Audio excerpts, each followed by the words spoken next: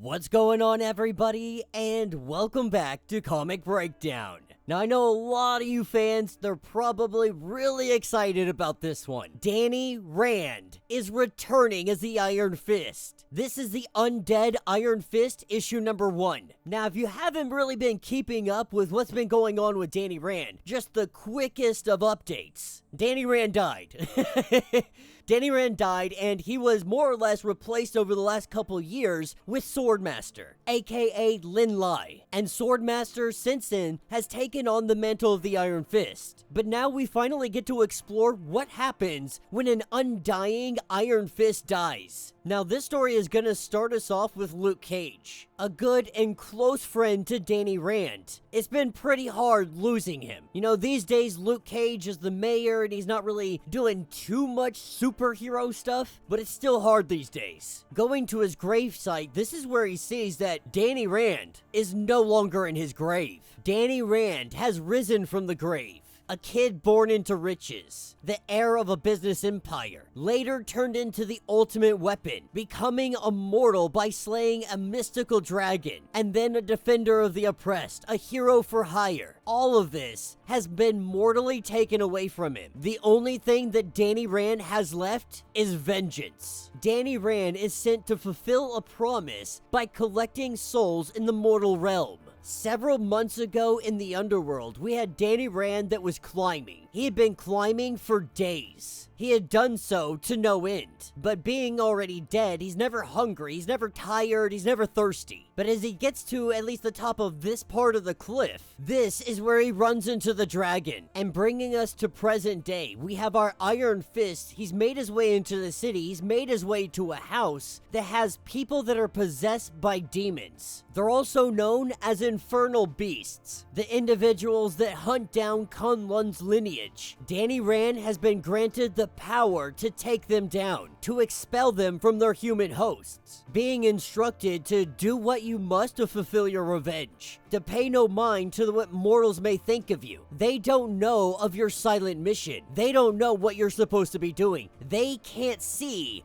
what you see. Kicking these guys outside, we see that these three are the Qilin, but they tell the Iron Fist that we don't go by that name any longer. These days, we go by Wraithlands. Now, whatever the hell these demons are, they can fight. We see them going toe-to-toe with Danny Rand, but even with their capabilities, they're no match for this guy. They're no match for the Undead Iron Fist. Expelling the demons from their bodies and telling them to let your master know, I'm coming for him. And Danny Rand was told that the one you're after, he's waiting for you. Showing an image of Rand Corporation, we have to assume this is where that individual is. Ordering his minions to slow you down. He knows you're on borrowed time, and so you're gonna have to keep pushing forward. You're gonna have to keep moving. As he makes his way through the city and drops down into the sewers, this is where we see Brooklyn's finest. We have Miles Morales that comes swinging in, trying to figure out what's going on and where that masked individual went. They all point down to the sewers. Now, down here in the sewers, Spider-Man's his senses are just going crazy. His spider sense is tingling like a mofo. Using his venom blast, he's able to light it up down here. And giving this place some light, what we see is Danny Rand running from demons. He runs from the monsters of the shadows. Now, Miles, he doesn't really know what to think at this point. Trying to figure out who Danny Rand is, trying to figure out what these monsters are, Spider-Man just assumes that they're all together, and so he attacks Danny Rand. Danny Rand tries to let him know that this isn't the fight you want to do. You're in over your head, you don't know what's going on, you should probably just keep moving. That I'm not your enemy, but these things, they're trying to possess you.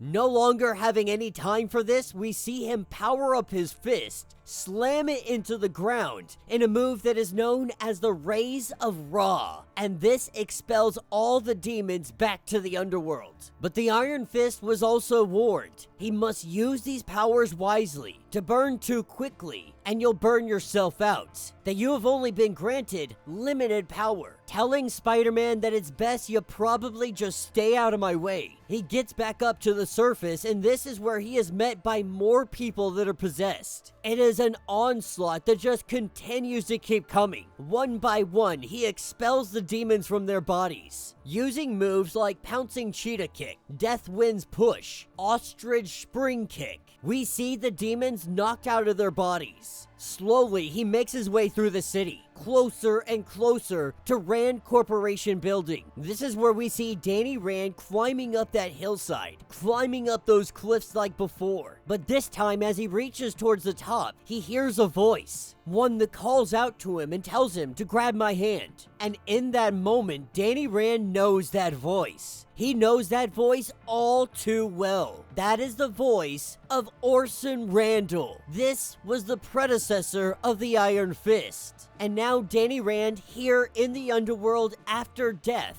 he's about to learn his first lesson. He's about to learn from the Book of the Iron Fist. The first thing that he tells Danny Rand, everything we learned was a lie. And that is where this issue will end. So what do you guys think? This is kind of smart of Marvel. You see what they're doing here? They're kind of having their foot in the door, but one foot out of the door. So if this comic does really well and people go out and buy the comic, we could see the return of Danny Rand. So if you want Danny Rand to return, I suggest going out and buying this comic, following along with it, because if they see enough people want Danny Rand back, they'll bring him back. But this is them really testing the waters. They haven't done much with Iron Fist. Lin Lai wasn't met with a great reception, and they kind of paused any forward movement with his character. Now this story is more or less telling us that Danny Rand, he dies, he goes to the underworld, he meets his predecessor, and for some reason, somehow, some way, he's able to return to the land of the living on a limited basis. He's given power on a limited turn, that if he burns himself out, the time that he's allowed to be in the mortal world shrinks. So he has to be cautious. He has to reserve his power, as whatever force is kind of knowing he's coming is sending everything they have at him. And the narrator is also letting us know that this is Danny Rand's chance of getting revenge, more than likely for his death,